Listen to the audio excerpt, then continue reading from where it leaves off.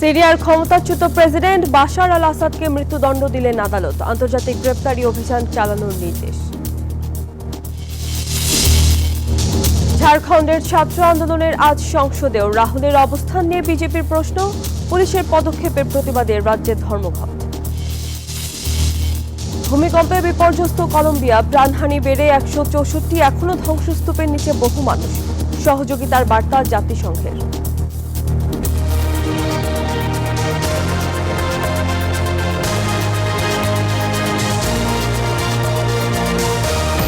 স্বাগত জানাচ্ছি গ্লোবাল টাইমে। বিশ্বের নানা প্রান্তের খবর নিয়ে আপনাদের সঙ্গে আছি আমি সামিয়া তোমা। দেখছিলেন শিরোনামগুলো। সিরিয়ার ক্ষমতাচ্যুত প্রেসিডেন্ট বাশার আল আসাদকে মৃত্যুদণ্ড দিয়েছেন দেশটির একটি আদালত। সাথে তার ছোট ভাই এবং মামাতো ভাইকেও আদালত একই সাজা দেন।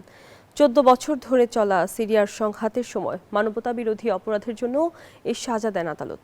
এ বিষয়ে আসাদ পরিবারের তাৎক্ষণিক কোনো প্রতিক্রিয়া পাওয়া যায়নি।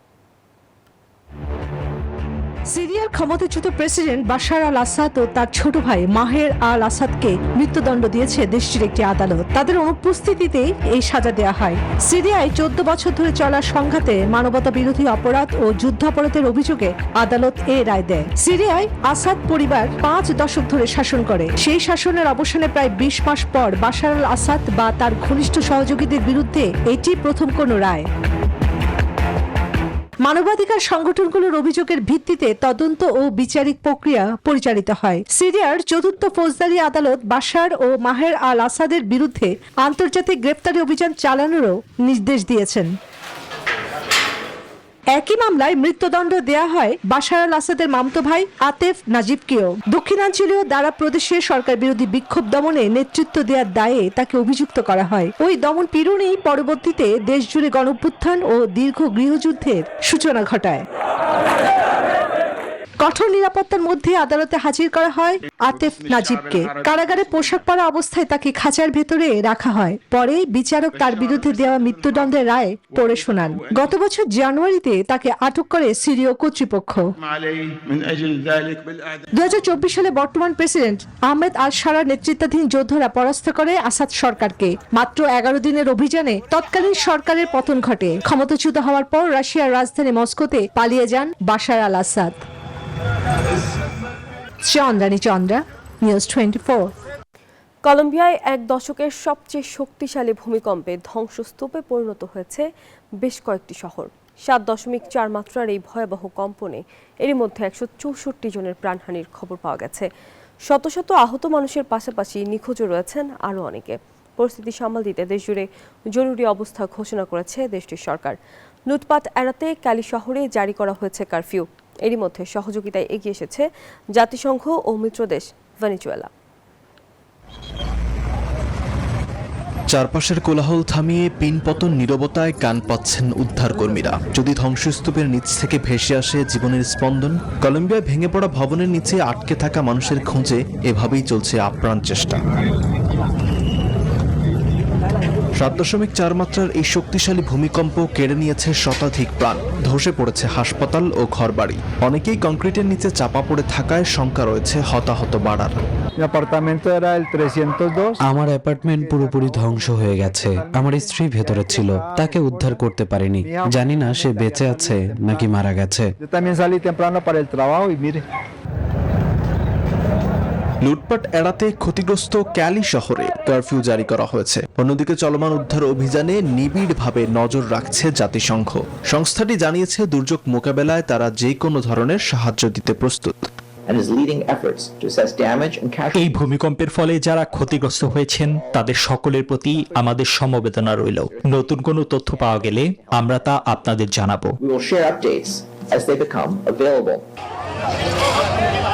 কলম্বিয়ার নতুন সরকারের জন্য এই দুর্যোগ এক বড় পরীক্ষা হয়ে দাঁড়িয়েছে। এই কঠিন সময়ে কলম্বিয়ার পাশে দাঁড়িয়েছে ভূমিকম্পে বিপর্যস্ত আরেক মিত্রদেশ ভেনেজুয়েলা। দ্রুততম সময়ে মানবিক ত্রাণ ও বিশেষ উদ্ধারকারী দল পাঠানোর কথা জানিয়েছে তারা।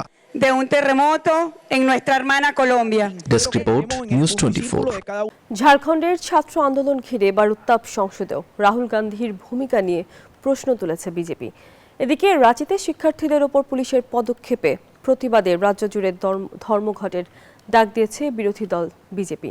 আর শান্তিপূর্ণ আন্দোলনের পক্ষে সমর্থন জানিয়ে আলোচনার আহ্বান জানিয়েছেন রাহুল গান্ধী। লাঠিচার্জ, কাঁদানো গ্যাস, জলকামান, ঝাড়খণ্ডের রাজপথের সেই উত্তাপ এবার সংসদেও। ছাত্র আন্দোলন ঘিরে মুখোমুখি বিজেপি কংগ্রেস।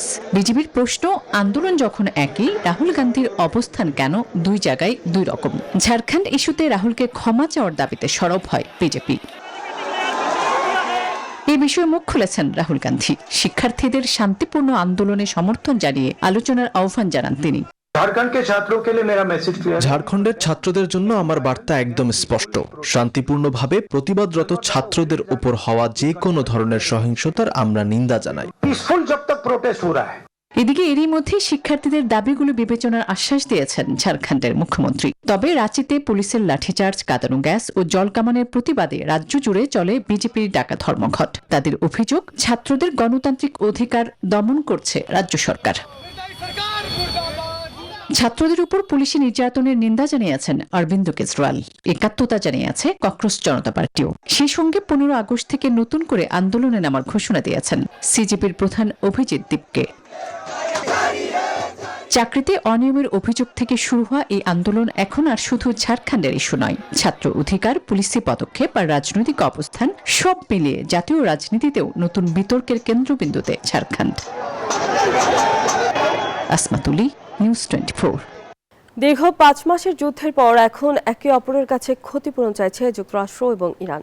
তেহরানের দাবির উল্টো দিকে দাঁড়িয়ে মার্কিনীদের প্রাণহানির বদলা হিসেবে অর্থ চাইছেন ডোনাল্ড ট্রাম্প। এদিকে প্রকাশ্যে না এলেও সর্বোচ্চ নেতা খামেনি সুস্থ আছেন বলে জানিয়েছে ইরান। অন্যদিকে অবৈধ যুদ্ধের জন্য নিজ দেশে তীব্র সমালোচনার মুখে পড়েছেন মার্কিন প্রেসিডেন্ট। যুক্তরাষ্ট্রের মধ্যবর্তী নির্বাচনের আগে যা তেহরানকে সুবিধাজনক অবস্থানে রাখছে। প্রবল বৃষ্টি আর বন্যা বিপর্যস্ত এশিয়ার 2 দেশ চীন ও ভারত। ঘূর্ণিঝড় ডলফিনের প্রভাবে জেজিয়াং সহ বিভিন্ন এলাকায় প্লাবিত হয়েছে রাস্তাঘাট। বিদ্যুৎহীন রয়েছে 600-রও বেশি পরিবার। সাংহাইয়ে জারি করা হয়েছে কমলা রঙের সতর্কতা। ক্ষয়ক্ষতি কাটিয়ে উঠতে দিনরাত কাজ করছেন উদ্ধারকারী দল। অন্যদিকে প্রবল বৃষ্টিপাতে বিপর্যস্ত এশিয়ার আরেক দেশ ভারত। আসাম ও উত্তরাখণ্ডে তৈরি হয়েছে তীব্র বন্যা পরিস্থিতি। পানিবন্দী হাজারো মানুষ। প্রবল বর্ষণে বিপর্যস্ত পূর্ব চীন। ঘূর্ণিঝড় ডলফিনের প্রভাবে জেজিয়াং সহ বিভিন্ন এলাকায় প্লাবিত হয়েছে রাস্তাঘাট। তীব্র ঝড় বৃষ্টিতে বিদ্যুৎহীন 6 শতাধিক পরিবার। ধীরে ধীরে ঘূর্ণিঝড়টি স্থলভাগের দিকে এগিয়ে আসায় পরিস্থিতি মোকাবেলায় সাংহাইয়ে জারি হয়েছে কমলা সতর্কতা। টানা বৃষ্টিতে তলিয়েছে অনেক সড়ক। জেজিয়াংয়ের বিভিন্ন এলাকায় পানি সরানো, সড়ক পরিষ্কার এবং ক্ষতিগ্রস্ত স্থাপনাগুলো স্বাভাবিক করতে মাঠে নেমেছেন উদ্ধারকর্মীরা। দুর্যোগ মোকাবিলায় জোর প্রস্তুতি নিচ্ছে স্থানীয় প্রশাসন।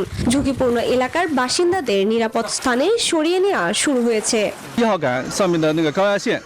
ঝড়ে এই খুঁটির উচ্চ ভোল্টেজের তারগুলো পেঁচিয়ে গিয়ে স্ফুলিঙ্গ তৈরি করেছিল, যা থেকে আগুন ধরে যায়। আমরা এখন এটি বদলানোর কাজ করছি। এদিকে ভারী বর্ষণে বিপর্যস্ত ভারতের উত্তরাখণ্ড। বেপরোয়া গতিতে বৃদ্ধি পাচ্ছে নদীর পানি। প্রবল স্রোতে ভেসে গেছে চামোলি জেলার নীতি উপত্যকার একটি সেতু। এতে মূল শহরের সাথে চামোলির যোগাযোগ বিচ্ছিন্ন হয়ে পড়েছে। শুধু উত্তরাখণ্ড নয়, প্রবল বৃষ্টিপাতে বিপর্যস্ত আসাম। উজান থেকে নেমে আসা ঢল ও টানা বর্ষণে সৃষ্টি হয়েছে তীব্র বন্যা পরিস্থিতি। স্রোতে ভেসে গেছে গাছপালা ও ঘরবাড়ি। পানিবন্দী হাজারো মানুষ। দুর্যোগ মোকাবিলায় উদ্ধার ও ত্রাণ কার্যক্রম জোরদার করছে সংশ্লিষ্ট কর্তৃপক্ষ। চৈতি রয়, নিউজ 24। ইউক্রেনের রাজধানী কিয়েভ সহ বিভিন্ন শহর লক্ষ্য করে ড্রোন, মিসাইল এবং গ্লাইড বোমা হামলা চালিয়েছে রাশিয়া। এতে অন্তত 9 জন বেসামরিক নাগরিক নিহত এবং বহু মানুষ আহত হন। ইউক্রেনের প্রেসিডেন্ট ভলোদিমির জেলেনস্কির অভিযোগ, হামলায় উত্তর কোরিয়ার ক্ষেপণাস্ত্র ব্যবহার করেছে রাশিয়া। একই সময় ইউক্রেন ও রাশিয়ার অভ্যন্তরে দূরপাল্লার ড্রোন হামলা জোরদার করে। এর ফলে রাশিয়ার তাতারস্তানের নিজনেকা মস্কো শহরে বড় ধরনের হামলায় হতাহতের ঘটনা ঘটে।